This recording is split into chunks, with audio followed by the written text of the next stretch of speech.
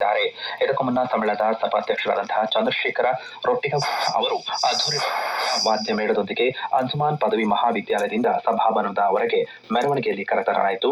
ಕಾರ್ಯಕ್ರಮದ ಹುಬ್ಬಳ್ಳಿ ಧಾರವಾಡ ಮಹಾನಗರ ಪಾಲಿಕೆ ಪಾಟೀಲ್ ಸೇರಿದಂತೆ ಮತ್ತಿತರ ಗಣ್ಯರು ಈ ಕಾರ್ಯಕ್ರಮದಲ್ಲಿ ಪಾಲ್ಗೊಂಡಿದ್ದರು.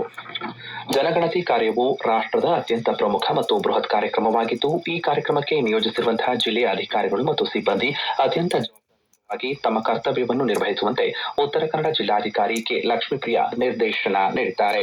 ಕಾರವಾರದಲ್ಲಿ ಜಿಲ್ಲಾ ಚಾರ್ಜ್ ಮಟ್ಟದ ಅಧಿಕಾರಿಗಳಿಗೆ ಆಯೋಜನೆ ಮಾಡಲಾಗಿದ್ದಂತಹ ತರಬೇತಿ ಕಾರ್ಯಾಗಾರ ಉದ್ಘಾಟಿಸಿ ಮಾತನಾಡಿದ ಅವರು, ಜನಗಣತಿಯ ಆಧಾರದಲ್ಲಿಯೇ ಸರ್ಕಾರಗಳು ಆಯವ್ಯಯ ಸಿದ್ಧಪಡಿಸಲು ವಸತಿ, ಮೂಲಸೌಕರ್ಯ ಸೇರಿದಂತೆ ಸಾರ್ವಜನಿಕ ಸೇವೆಗಳಿಗಾಗಿ ನೂತನ ಕಾರ್ಯಕ್ರಮಗಳನ್ನು ಜಾರಿಗೆ ತರಲು ಸಾಧ್ಯವಾಗುತ್ತದೆ ಎಂದು ತಿಳಿಸಿದ್ದಾರೆ.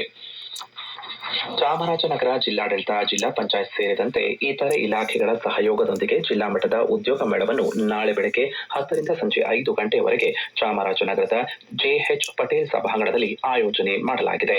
ನಂಜನಗೂಡು, ಮೈಸೂರು, ಬೆಂಗಳೂರು ಖಾಸಗಿ ಕಂಪನಿಗಳಲ್ಲಿ ಮಾರುಕಟ್ಟೆ ಸೇವೆಗಳು, ಹಣಕಾಸು ಸೇವೆಗಳು, ಇನ್ಶೂರೆನ್ಸ್ ಸೇವೆಗಳು, ಕೈಗಾರಿಕಾ ಸೇವೆಗಳು, ಬ್ಯಾಂಕಿಂಗ್ ಸೇವೆ ಮತ್ತು ಆಸ್ಪತ್ರೆ ಸೇವೆ ಮತ್ತು ಇತರೆ ಎಲ್ಲಾ ರೀತಿಯ ಸೇವೆಗಳ ಸುಮಾರು 70 ರಿಂದ 80 ಕಂಪನಿಗಳು ಉದ್ಯೋಗ ಮೇಳದಲ್ಲಿ ಭಾಗಿಯಾಗಲಿವೆ. ಹುಬ್ಬಳ್ಳಿಯ ಕೆಎಸಿಎ ಕ್ರೀಡಾಂಗಣದಲ್ಲಿ ನಡೆಯುತ್ತಿರುವಂತಹ ಕರ್ನಾಟಕ ಹಾಗೂ ಜಮ್ಮು ಕಾಶ್ಮೀರದ ನಡುವಿನ ರಣಜಿ ಟ್ರೋಫಿಯ ಫೈನಲ್ ಪಂದ್ಯದ 3ನೇ ದಿನವಾದ ಇಂದು ತನ್ನ ಮೊದಲನೆಯ ಇನ್ನಿಂಗ್ಸ್ 113 ರನ್ ಗಳಿಸಿ ಆಟ ಆಡುತ್ತಲಿದೆ.